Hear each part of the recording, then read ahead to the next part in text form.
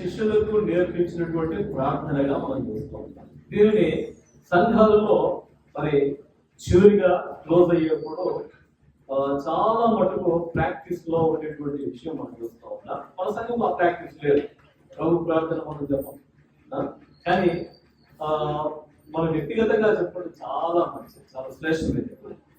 ప్రభు నేర్పించినటువంటి యొక్క ప్రార్థన, తన శిష్యులకు నేర్పినటువంటి ప్రార్థన, ఈ యొక్క క్రమం, మోడల్, ఇది అనుసరణీయం. కాబట్టి దీన్ని అనుసరించడం ద్వారా మనకు కలిగేటువంటి లాభాలు ఎన్నో ఉన్నాయి.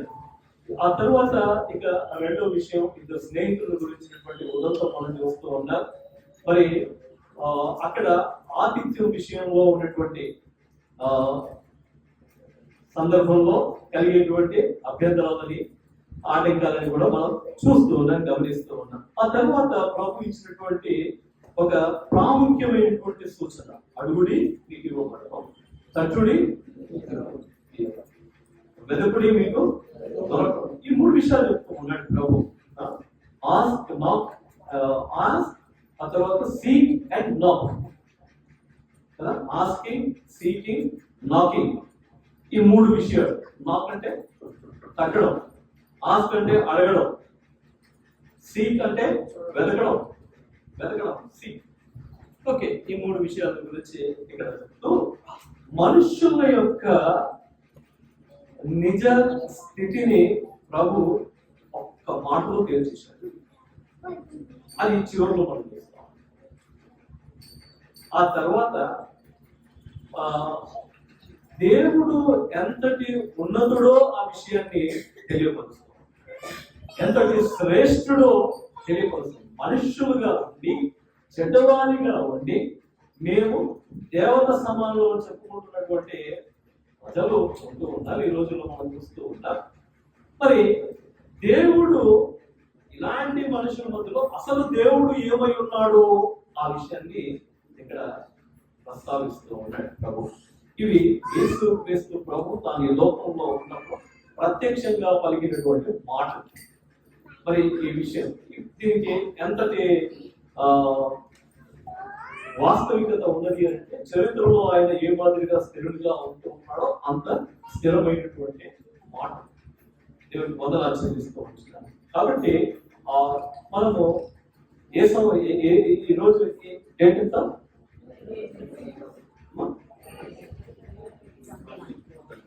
మీరు డేట్ నాకు చెప్పడం వల్ల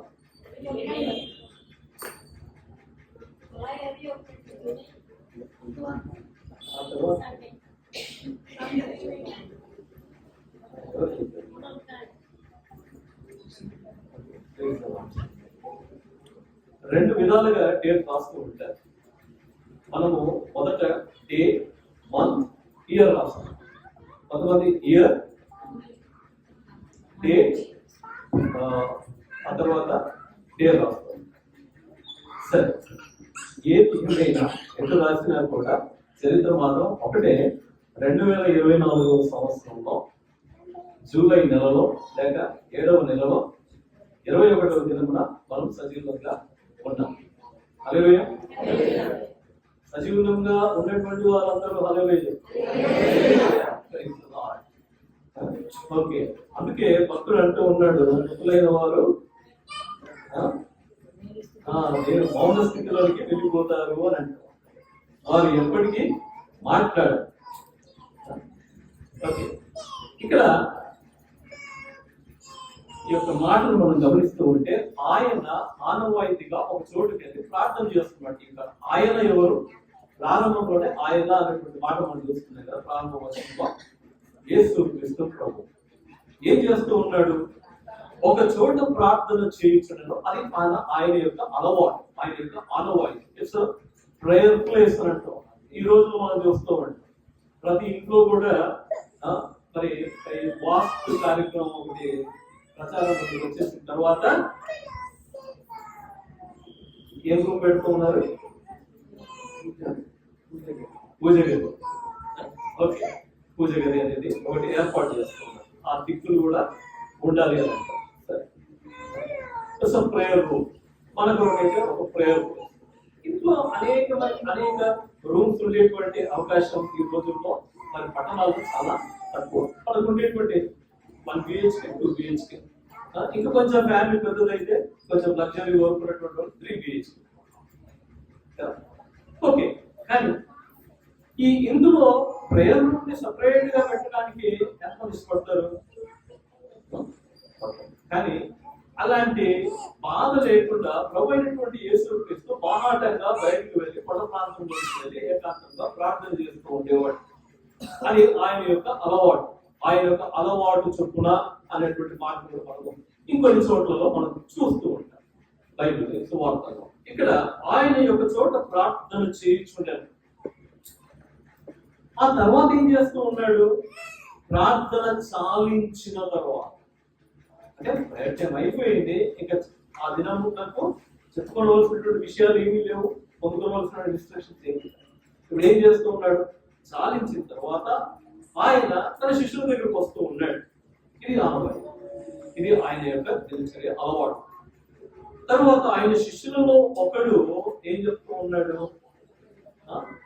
అందరూ ప్రార్థన చేస్తూ ఉంటే ప్రార్థన తెలియనటువంటి వారు వచ్చి వీళ్ళు ఏం చేస్తూ ఉన్నారు, వీళ్ళు ఏమి చేస్తూ ఉన్నారు, వీళ్ళు చేసేటువంటి దానికి వీరు గొప్ప ఫలాన్ని పొందుకుంటూ ఉన్నారు, అసలు ఇంతకు ఏంటి ఆ విషయం నేర్చుకుందాం, నేను కూడా నేర్చుకొని దానిని నేను కూడా చేస్తాను అనేటువంటి ఆసక్తిని కలిగి ఉంది. ఇక్కడ ఆయన శిష్యులలో ఒకడు ఏం చెప్తూ ఉన్నాడు? ఆయన దగ్గరకు వచ్చి, ప్రభువా, యోహాను తన శిష్యులకు నేర్పినట్టుగా. చూడండి, ఇక్కడ ఈయనకు ఒక విషయము, ఒక సమాచారం అందింది, ఒక విషయం గురించి చాలా స్పష్టంగా ఉన్నాడు. అదేంటి అంటే, మరి బాప్తిస్మం ఇచ్చి యోహాను, ఇక్కడ బాప్తిస్మం ఇచ్చి యోహాను గురించి చెప్తూ ఉన్నారు. ఇక్కడ శిష్యుడైనటువంటి యోహాను గురించి ప్రస్తావన కాదు. ఇక్కడ జబదేయి కుమారుడైనటువంటి యోహాను యొక్క ప్రస్తావన కాదు, కానీ బాప్తిస్మం ఇచ్చి యోహాను గురించి చెప్తున్నారు. ఈ బాప్తిస్మం ఇచ్చి యోహాను ఏం చేస్తూ ఉన్నాడు? తన శిష్యులకి ప్రార్థన నేర్పించినట్టుగా అన్నట్టు, అనగా తన శిష్యులకి ఏ రీతిగా ప్రార్థన చేయాలో నేర్పించాడు. ఆయనకు బాగా అలవాటు. ఎవరికి అలవాటు? యోహాను గారికి అలవాటు. ఎందుకని ఆయనకు అలవాటు అయింది? ఎందుకని? కారణం ఏంటి అంటే, వృద్ధాప్యంలో ఉన్నటువంటి తన తల్లిదండ్రులు ఆయన నేర్పించినటువంటి విధానం. చాలా వృద్ధాప్యంలో జన్మించినటువంటి కుమారుడు ఆయన, జకరియా ఎలిజబెతుల యొక్క సంతానం. మరి ఆయన ఆ ఉపకారకులైనటువంటి ఆ కుమారుడు తల్లిదండ్రులను చూసి నేర్చుకుంటూ ఉన్నాడు. ఏం నేర్చుకుంటూ ఉన్నాడు? ప్రార్థన చేయడం నేర్చుకుంటూ ఉన్నాడు. ఆయన తండ్రి ఏం చేసేవాడు? యాజకునిగా ఉంటూ ప్రజల నిమిత్తము దేవుని సన్నిధిలో విజ్ఞాపనం చేసేటువంటి పనిలో ఆయన ఉంటూ ఉన్నాడు. మరి ఆ విధానాలన్నింటినీ గమనించిన తర్వాత ఈయన ప్రార్థన చేస్తూ ఉన్నాడు. ప్రార్థన ఏ రీతిగా చేయాలో ఆయన నేర్పిస్తూ ఉన్నాడు. దాన్ని ఎరిగినటువంటి వాడు. నిజముగా ఈయన ఏలియా యొక్క ఆత్మను కలిగినటువంటి వారిగా ఏ రీతిగా ప్రార్థన చేయాలో, దేవుని యొక్క చిత్తాన్ని ఏ రీతిగా నెరవేర్చాలో బాగుగా ఎరిగిన వాడుగా ఉండి ఏం చేస్తూ ఉన్నాడు? స్వతహాగానే ప్రార్థన అంటే ఏంటో ఎరిగినటువంటి వానిగా ఆయన తన శిష్యులకి నేర్పిస్తూ ఉన్నాడు. మనం ఎంతమంది మనం ప్రార్థన నేర్చుకున్నాం? ఎంతమంది ప్రార్థన చేయడం వచ్చు? అందరికి వచ్చు. ఎవరంటే ఒక ఓకే, ప్రార్థన చేయడం వచ్చు, కానీ ప్రార్థన చేయండి సిస్టర్ బ్రదర్ అంటే ఏం చేస్తారు? అప్పుడు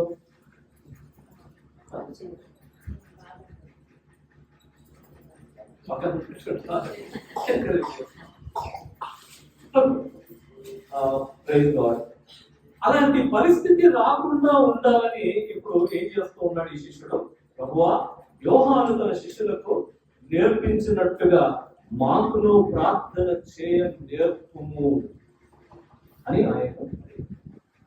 శిష్యులు మొదట అడగాలి. అడిగితే ఏమవుతుంది? అంత మట్టుకు ప్రభువు తెలీదా వాళ్ళకి ప్రార్థన చేయడం నేర్పించాలన్న సంగతి తెలుసు. కానీ ఏం కోరుతూ ఉన్నాడు? కావలసినటువంటి వాడు అడిగితే మనకు సామెత ఉండనే ఉంది కదా. అడగకపోతే అమ్మాయినా పెట్టదు. ఓకే, పిల్లలు కూడా ఏడవగానే తల్లికి తెలుసుకోవాలి. ఓకే, కాబట్టి అది దేవుడి దగ్గరకు వచ్చే వరకు ఎందుకు మర్చిపోతా ఉంటాం? దేవుణ్ణి మనము అడగాలి అనేటువంటి విషయాన్ని ఎందుకు మనం మర్చిపోతూ ఉంటాం? ఏ విషయం ఆ విషయాలని మరుగున చేస్తూ, ముఖ్యంగా నేను అన్నటువంటి తత్వం, నేను నా అనేటువంటి ఇగో అని అంటారు కదా, అది దేవుని దగ్గర రాకుండా చేస్తాం, అడగకుండా చేస్తాం. వాళ్ళని అడిగారు, అదేంటి అడిగారు, నాకంటే వాళ్ళకంటే ఈ మాటలన్నీ కూడా వచ్చేస్తా ఉంటాయి అడగడం విషయంలో. బాగా అడగడం ఎవరికి ఇష్టం అవుతుంది. అడిగితే అడిగేవాళ్ళు ఏమంటారు? సమాజంలో ఒక అడిగేవాడిని ఏమంటారు? సమాజంలో అడుగుతునేవాడు, తెచ్చేవాడు, ఇంకా నాన్న. అలాంటి తత్వం ఉండాలి అని ప్రభు కోరుకున్నాడు ఇక్కడ దేవుని దగ్గరకు వచ్చేవాడు. ఎందుకొరకు అని అంటే ఆయన సర్వ సమృద్ధి కలిగినటువంటి దేవుడిగా ఉంటూ తన ఎదురుకు వచ్చేవారు అడిగి పొందుకోవాలి అనేది ఆయన యొక్క ఇష్టం, ఆయన యొక్క అభిష్టం. అడగకుండా ఆయన ఏది కూడా ఇవ్వడానికి కొన్నిసార్లు ఇస్తాడు. ఎందుకు? తన యొక్క చిత్తాన్ని తన యొక్క ఉద్దేశాలను నెరవేర్చడానికి కొందరి విషయంలో ఆ మాదిరిగా స్పెసిఫిక్ గా ఉంటూ ఉన్నాడు. కానీ అందరి విషయంలో ఆ మాదిరిగానే ఉంటాడు అనేది కాదు. కానీ అందరూ అడగాలి అని అడిగి పొందుకోవాలి అని కోరుతున్నాడు. అందుకే ఈ మాట నేర్పిస్తున్నాడు. ఈ యొక్క ప్రార్థనలో మనం చూస్తున్నాం, ఈ ప్రభు తనను ఆ శిష్యుడు అడిగినప్పుడు ప్రార్థన నేర్పించడం ప్రారంభించాడు. అందరికీ, తన శిష్యులకు అందరికీ చెప్తూ ఉన్నాడు. ఇక్కడ ప్లూరల్ బహువచనాన్ని వాడుతుంది. మీరు అనేటువంటి ఒకడు అడిగాడు కానీ అందరికీ చెప్తూ ఉన్నాడు. ఆ ఒక్కడు అడిగినటువంటి విషయం అందరికీ దీవెనకరంగా మారిపోతాం. మనం అడుగుదాం, మనం అడిగేటువంటి విషయాలు అందరికీ లాభదాయకంగా ఆశీర్వాదకరంగా ఉండాలి. ఇక్కడ ప్రభు నేర్పిస్తున్నారు. అందుకు ఆయన మీరు ప్రార్థన చేయనప్పుడు ఏమంటూ ఉన్నాడు? తాను ఏ రీతిగానైతే దేవుణ్ణి సంబోధిస్తూ ఉన్నాడో అదే సంబోధనని తన శిష్యులకు నేర్పిస్తూ ఉన్నాడు. అందుకే ఈ రోజుకి మనము తండ్రి అని దేవుని మనం వేడుకుంటాం. హల్లెలూయా. ప్రభువా అని అంటూ ఉన్నాం, ఫైన్. కానీ ప్రభువాకి తండ్రికి ఉన్నటువంటి వ్యత్యాసం, భేదం మనం చూస్తే ఏది దగ్గర? ప్రభువా అంటే అంత దూరం పెడతాం. తండ్రి అంటే ఆయన ఇష్టపడు. మరి ఇక్కడ ఆ విధమైనటువంటి అనుబంధాన్ని, ఆ విధమైనటువంటి ఆప్యాయతను, ఆ దగ్గరతనాన్ని ప్రభువు నేర్పిస్తూ హల్లెలూయా. ఆయన కోరుకుంటూ ఉన్నాడు కాబట్టి తాను ఉన్న స్థితిలో, తాను ఉన్నలాగా మనమును ఉండాలి అనేది ఆయన యొక్క తాపత్రయం. కాబట్టి ఆయన తన తాపత్రయాన్ని తన శిష్యులకు ఏం నేర్పిస్తూ ఉన్నాడు? తండ్రి. ఆ తర్వాత ఏం నేర్పిస్తూ ఉన్నాడు? నీ నామము పరిశుద్ధపరచబడింది కాక. ఎక్కువ సమయం ఏం తీసుకున్నాడు? కానీ ఈ 4 వచనాలే నాకు చాలా సమయం ధ్యానించడానికి, కానీ చాలా క్విక్ గా ముందుకు వెళ్ళడానికి ప్రయత్నం చేస్తున్నాను. నీ నామము పరిశుద్ధపరచబడింది కాక. The very first sentence. తండ్రి అనేది ఒక అడ్రస్ అయితే, ఒక సంబోధన అయితే, మొట్టమొదటి వాక్యం ఏముంది ఇక్కడ? నీ నామము.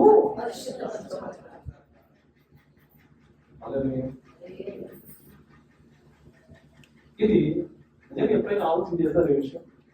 ఆయన నామం ఏంటి?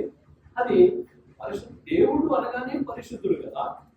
మరి ఆయన నామం పరిశుద్ధమేగా, మళ్ళీ పరిశుద్ధపరచబడింది కాక అని ఎందుకు నేర్పిస్తూ ఉంటాడు?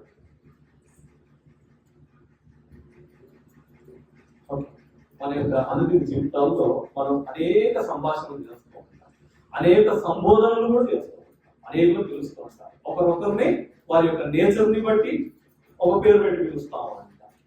అందరినీ వారి సరిగ్గా కరెక్ట్ గా ఎంతమంది వారి పేరుని పెట్టి పిలిచేవారు ఉన్నారు?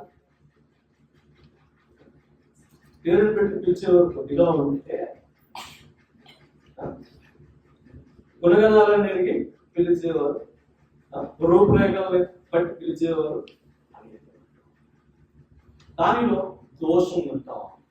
అట్టి దోషము మన పెదవులకుండా రాకుండా ఉండాలని మొదటగా దేవుని నామము మనలో పరిశుద్ధ పరచబడాలి అని కోరుకుంటున్నాడు. ఆయన పరిశుద్ధునిగా ఉంటూ ఉన్నాడు. ఆయన యుగ యుగంలో పరిశుద్ధునిగానే ఉంటూ ఉన్నాడు. ఆయన పరమదూతలు పరిశుద్ధులుగానే ఉంటూ ఉన్నాడు. ఆ పరమదూతలు పరిశుద్ధుడు పరిశుద్ధుడు పరిశుద్ధుడు అంటారు. గాన ప్రతిగానములు చేస్తూ ఉన్నారు అనునిత్యం మానక రాత్రింబగలు. అటు యెషయా గ్రంథంలో కానివ్వండి, ప్రకటన గ్రంథంలో కానివ్వండి ఈ మాటలు మనం చూస్తాం. ఆ తరువాత మన యొక్క జీవితాల్లో ఆయన నామం పరిశుద్ధపరచడం, మన పరిశుద్ధత కలిగినటువంటి జీవితం కలిగి ఉండాలి అని దేవుడు కోరుతూ ఉన్నాడు. కారణం ఏంటంటే నేను పరిశుద్ధుడు కాబట్టి మీరును పరిశుద్ధులై ఉండుడి అని ఆజ్ఞ కూడా ఇస్తూ ఉన్నాడు. ఆజ్ఞ అంటే ఆజ్ఞను మనం తూచా తప్పకుండా నెరవేరుస్తున్నామా అని అంటే అనేక సందర్భాల్లో తప్పిపోతూ ఉంటాం. ఇది మన యొక్క సహజ స్వభావం. తప్పిపోవడం అనేది మనకు వెన్నతో లేకపోతే ఉత్పాదన నేర్పిన విద్య తప్పిపోవడం. అందుకే భక్తుడు అంటూ ఉన్నాడు 119వ కీర్తనలో చివరి వచనం, ఎన్నో వచనం సంఖ్య చెప్పాలి.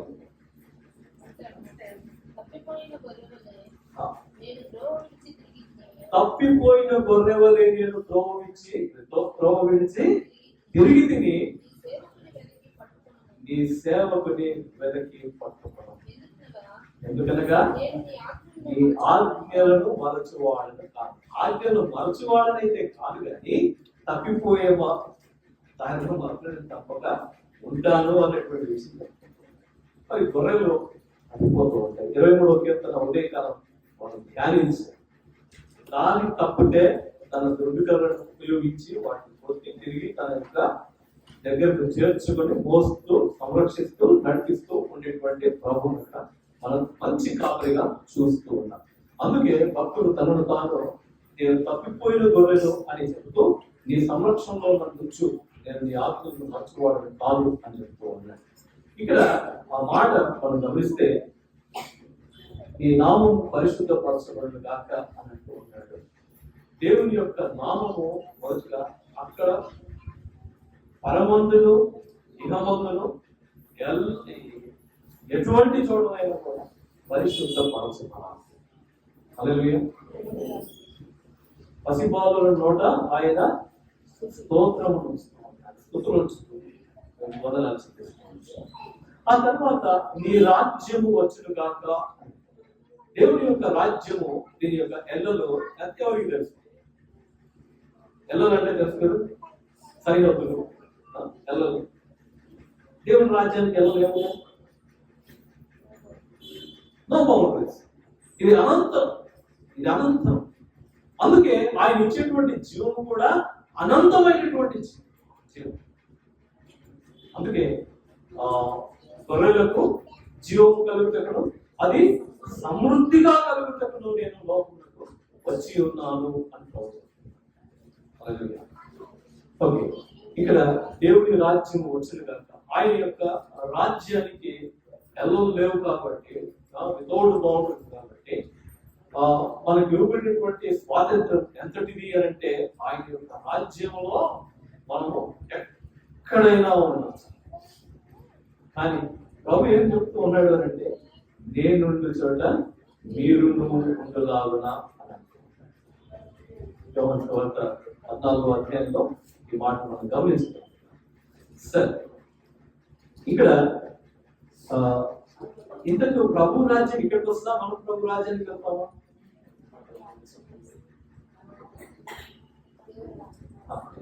ఎవరైనా వాళ్ళ ప్రియులు ప్రభువులంతా నిద్రిస్తే ఏమంటాం? ప్రభువునంతా నిద్రించారు వాళ్ళు ఇక్కడ లేరు, ఎక్కడికి వెళ్ళిపోయారు? కానీ వాస్తవానికి ఏంటి? ప్రభు నేర్పించిన ఈ రాజ్యము అనగా ఇహమందును పరమందును ఆయన యొక్క చిత్తము నెరవేర్చడమే ఆయన యొక్క రాజ్యం. హల్లెలూయా. ఆయన రాజ్యంలో పాలివారమై ఉండేటువంటి కృప మనం పొందుకున్నాము కాబట్టి దేవునికి కృతజ్ఞత వందనాలు చెల్లించాలి. ఇది మన వలన కలిగినది కాదు, కానీ ఉచితముగా ఆయన మనకు అనుగ్రహించినటువంటి వరం. మనకు ఉచితంగా ఇచ్చాడు. మనం ఏం చెల్లించాలి దీనికి ప్రతిగా? నథింగ్. కానీ ఇంకా ప్రతిగా మనం ఏం చెల్లిస్తూ ఉన్నాము అంటే ఆయాసం పొందుతాం అనేక సందర్భాల్లో, అనేక సార్లు. కానీ ప్రభు ఎంత కృప కలిగిన దేవుడు అంటే ఎంతగా రెబెలియస్ గా మనం ఉన్నా కూడా, అనగా ఎంత తిరుగుబాటు తత్వంతో మనం ఉన్నా కూడా ఆయన ఇంకా మనం ప్రేమిస్తుంది. అందుకే మనం ఇంకనూ పాపులమై ఉండగానే క్రీస్తు మన కొరకు చనిపోయేది అనేటువంటి మాటను మనం గమనించగలుగుతాం. ఎటువంటిది అంటే మరి ఆ ప్రేమ మనం బలవంతం చేస్తాం. ఇక్కడ ఇంకొక మాట చెప్తూ ఉంటాడు. ఆ తర్వాత ఏమంటూ ఉన్నాడు? మాకు కావలసిన అనుదిన ఆహారము దినదినము మాకు దయచి. ఏ దినములకు ఆ దినమే. ఎంతమందికి ఈ మాట అర్థమైంది? అర్థమైన వాళ్ళు చేయాలి.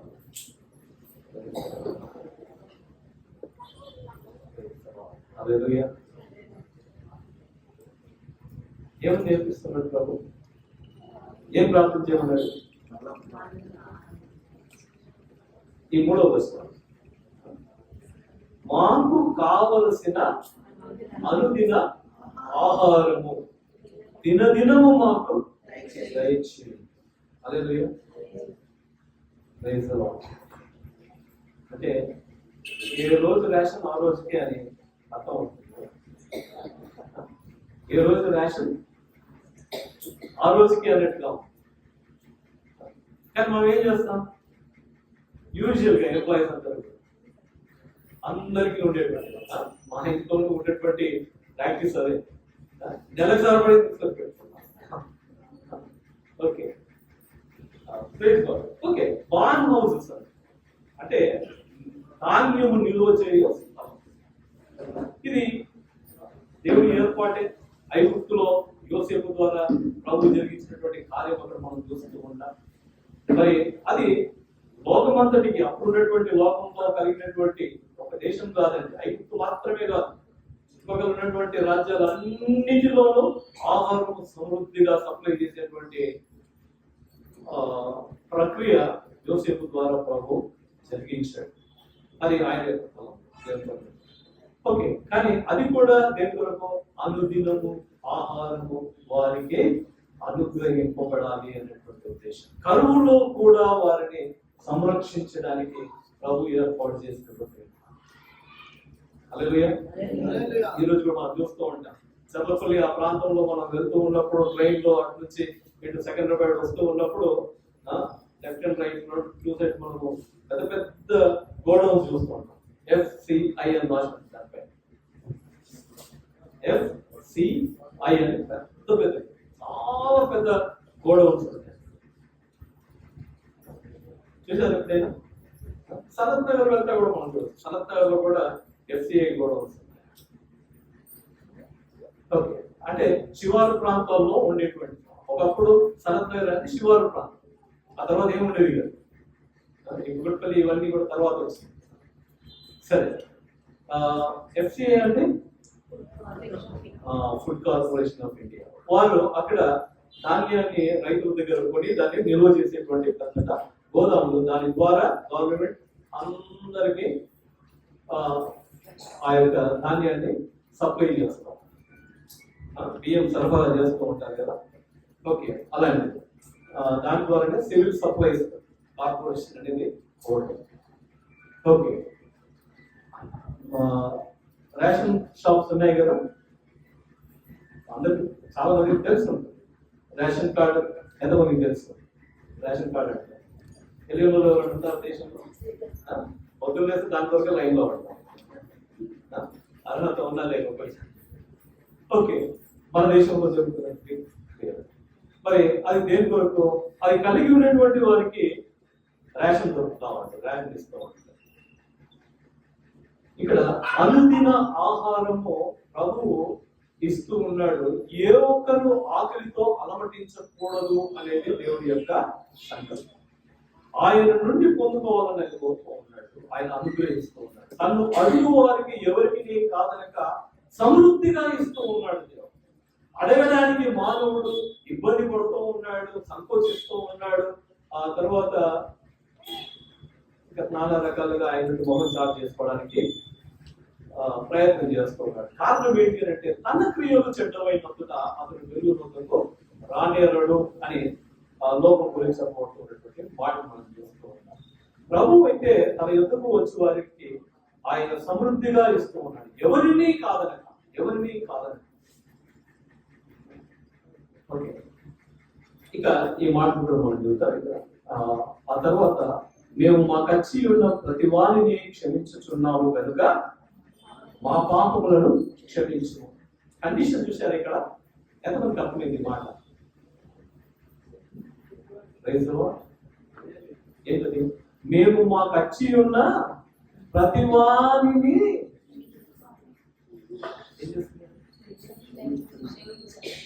క్షమించి ఉన్నాము కాదు ఇక్కడ. It's present continuous tense. క్షమించుచున్నాము, క్షమిస్తూనే ఉంటాము. నిజంగానా? క్షమించుచున్నాము గనుక, అది కండిషన్. మనం క్షమిస్తేనే తప్ప క్షమింపబడము, ఇది కండిషన్. మన పాపములు క్షమింపబడాలి అని అంటే ఏం చేయాలా? మొదట మనము క్షమించాలి. ఇతరులను మనం క్షమిస్తే తప్ప మనం క్షమింపబడము అనేది ఇక్కడ నేర్పబడుతున్నటువంటి విషయం. ప్రభు నేర్పిస్తూ ఉన్నాడు, ఆయన టీచింగ్స్ లో ప్రధానమైనటువంటిది. అందుకే శిలువలో ఆయన మొట్టమొదటి మాట పలికినటువంటి మాట ఏంటి? తండ్రి, వీరేమి చేయించున్నారో వీరెరగరు కనుక. చాలా ప్రధానమైనటువంటి విషయం. కరుణామయుడు మరి ఆయన క్షమించడానికి సిద్ధ మనసు కలిగినటువంటి వాడు. ఆయన చేస్తున్నటువంటి కార్యము తన యందు విశ్వాసం వచ్చినటువంటి వారు చేయాలి అని వారిని నేర్పిస్తూ ఉన్నాడు. హల్లెలూయా. మనం క్షమించకపోతే, క్షమిస్తున్నావా నిజంగా? ఇంట్లో వారిని క్షమిస్తూ ఉన్నామా? బయట వారిని క్షమిస్తూ ఉన్నామా? సహోద్యోగులను మనం క్షమిస్తూ ఉన్నామా? పొరపాట్లు అందరితో జరుగుతూ ఉంటాయి, కానీ దాంట్లో మనం సుఖీ లేదు అనుకుంటూ ఉంటాం. నా తప్పేమీ లేదు, అందరూ అనుకుంటారు అదే తప్పేవారి. ఆదామా, నాకేమి ప్రభు అర్థం, ఐఎమ్ నాట్ ద కల్ప్రిట్. నేను కల్ప్రిట్ కాదు. ఎవరు? అల్టిమేట్ గా దేవుడి మీద నడుతూ ఉన్నాడు. చెప్పండి, ఇదిగో నీవు ఇచ్చినా అని చెప్తూ ఉన్నాడు. కాబట్టి ఇక్కడ మేము మా కచ్చి ఉన్న ప్రతి వారిని క్షమించుచున్నాము కనుక మా పాపములను క్షమించము. ఆ తర్వాత ఇంకొక ప్రధానమైనటువంటి మాట, మమ్మల్ని శోధనలోనికి తేకము అని పలుకులని వారితో, మమ్మల్ని శోధనలోనికి తేకము. ఇది ఇక్కడ ఎండ్ అయిపోతాం. కానీ మత్తయి సువార్త 6వ అధ్యాయంలో ఇంకొక కొంచెం యాడ్ చేయబడుతూ ఉన్నటువంటి విషయం మనం చూస్తాం. సరే,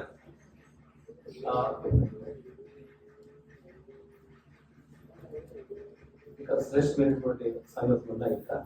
ఇక్కడ ఇంకొక మాట మనం చదువుతాం. 9వ వచనం చూద్దాం.